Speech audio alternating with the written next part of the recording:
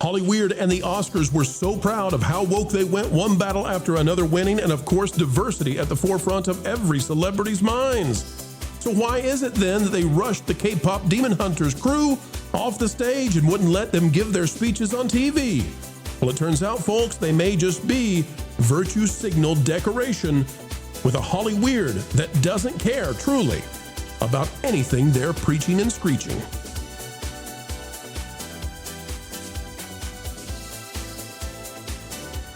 Ladies and gentlemen, boys and girls, welcome back to the channel that really cares, at least about giving you the truth with the capital T and loving all of humanity out there, including the songwriters of K-pop Demon Hunters. Poor EJAE kicked off the stage at the Oscars.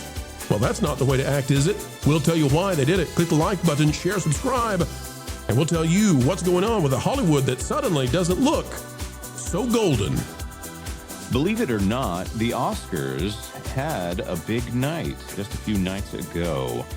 There was a moment there where the entire world was actually interested in what was going on that stage. You could say it was a golden moment. That golden moment, of course, being the recognition of the band from K-pop Demon Hunters. You could even call it a supergroup because they didn't exist outside of the movie. K-pop Demon Hunters was awarded for Best Original Song, and the winners were cut off in the middle of their acceptance speech. This one out of IndieWire, K-pop Demon Hunters winners finish their cut-off acceptance speech backstage. A movie is like a village. I agree with that sentiment, by the way. This is out of IndieWire, and Allison Foreman is the author.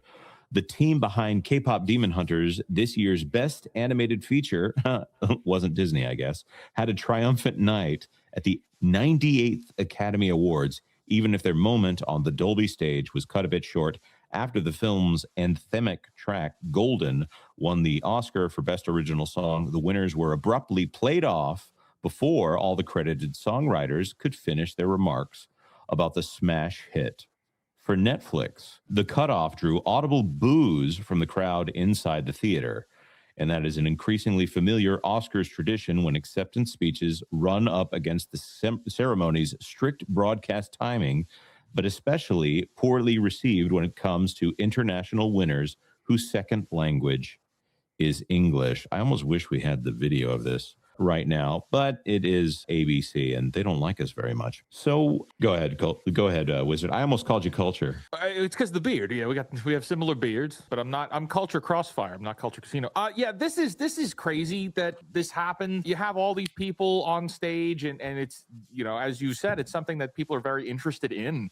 You know, K-pop Demon Hunters, they were at the top of the charts for a long time, and this is the moment of like recognition for that movie's success, and for them to like cut that short. And I mean, it makes me think of the Game Awards and how there was that very famous moment where the Game Awards had the big sign in the back that people took a picture of that said "Wrap it up," and it's that level of cringe of playing them out. But you know, with the Oscars, right? We have time for Avengers jokes that aren't going to land, that, you know, we'll get crickets. We have time for Sigourney Weaver jokes that aren't going to land, and there's going to be crickets. But we're not going to have time for what the people are actually here and actually tuning in for, and that's to hear the acceptance speeches, right? That's why we're here. We're not here for Conan O'Brien per se. We're here to see who the winners are, and then what they're going to say, and perhaps what kind of wisdom they're going to impart forward. I mean, we could look at what Michael B. Jordan said, and of the like acceptance speeches, his was pretty solid, and like that's what I think we need more of that. His speech was very empowering, and he was thanking the audience for betting on him, and it's like, well, wow, we don't really get that. You know, a lot of the other speeches that we got in the same night were very preachy, or they talked down to the audience, they talked down to everybody, and it was refreshing to see Michael B. Jordan's acceptance speech. Would have loved to have seen what the K-pop Demon Hunters team had to say, that they made the music for the movie, but we didn't really get to see all of it. Well, that's the thing that's always interesting to me. The soundtrack to a film elevates it to a point where you could have a mediocre film. You could have a film that doesn't quite hit it with the dialogue. You could have, I'm going to be a little bit mean to a movie that is actually received pretty well now, at least. You could have a movie where the director considers dialogue to be something like a sound effect. something that you just have to get through in order to get to the plot points that you want. But a soundtrack, like for instance, a John Williams soundtrack, can make that one of the most iconic films of all time. I'm talking about the Star Wars prequels, which, forgive me, I'm also going to say something that the audience always doesn't quite go with me, but I'm going to say it anyways. The Star Wars sequel trilogy actually did have a pretty great soundtrack to it. It has a great soundtrack. Yeah. So you get this thing that is a cultural touchstone, perhaps the only reason that people are even paying attention to what's going on at the Oscars right now, other than this lack of relevance that we're all just contemplating for years and years. Desiree, I wanted to ask you, what is it about movie soundtracks that seems to punch through the cultural zeitgeist in a way that sometimes even the imagery of movies doesn't seem to resonate? Oh man. Well, I firmly believe that music is a universal language and it can just communicate in a way that nothing else can. I mean, I'm obsessed with it, so I have a pretty strong opinion about it.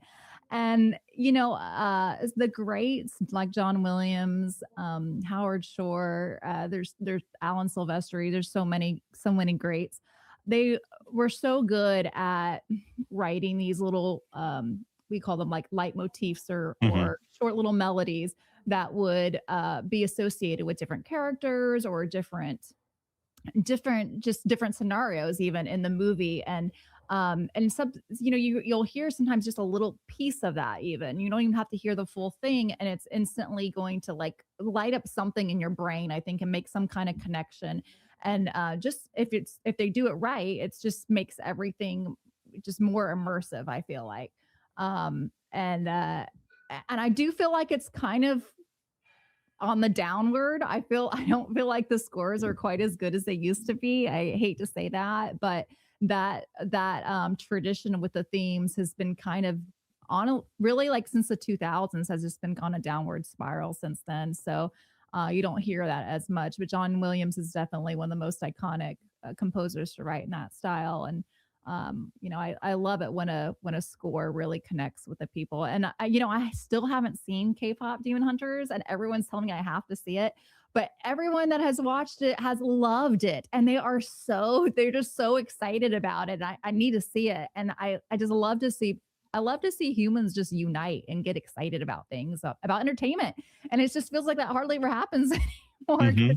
We've been getting such bad entertainment for a while now. So it's like, gosh, here's a gem so many people love. And, of course the Oscars are not going to give them the spotlight that the audience actually wants to see. But there's a fascinating thing. They de-emphasize soundtracks right now, but at the same time, whenever they're doing one of these legacy sequels or a reboot or anything like that, we all already know, we can already predict what the trailer is going to be. It's going to be the soft piano, slow version of that soundtrack as they slowly hint at the thing you've already clicked on. You already know what the title is when you go in it, because who sees a trailer without already knowing what it is anymore? We're not sitting in the theater wondering, what is this? It's already been labeled before we click on it.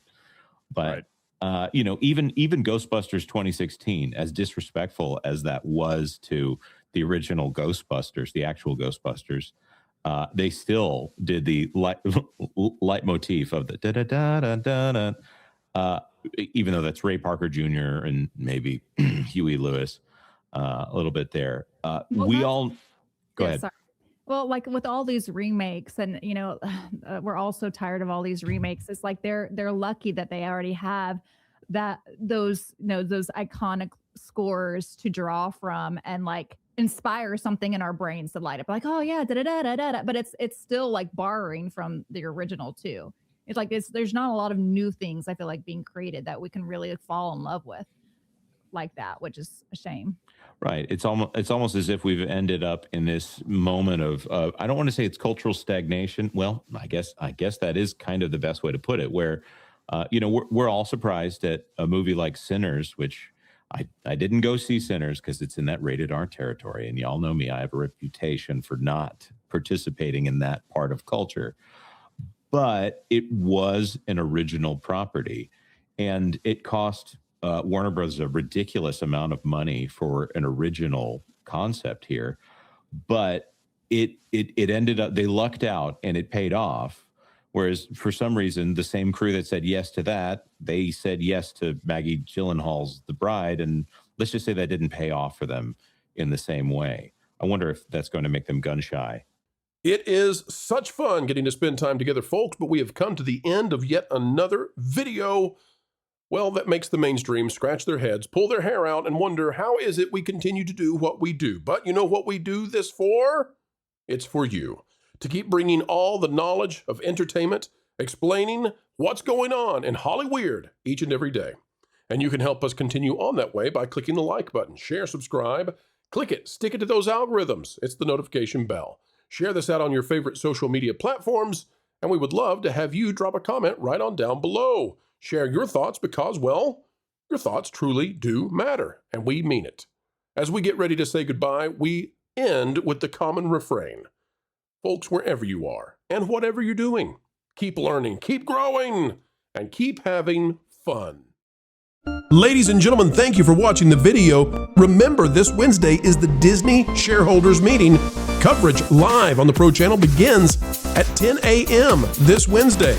Also, friends, if you'd like to join us for MegaCon, we'll have a booth set up for you to join. Info on the screen. Come see Marvin, Lorne, and maybe one more at MegaCon, 11 a.m. to 2 p.m. on Friday. We'll see you. Thanks for being here. You're the Gigawatts.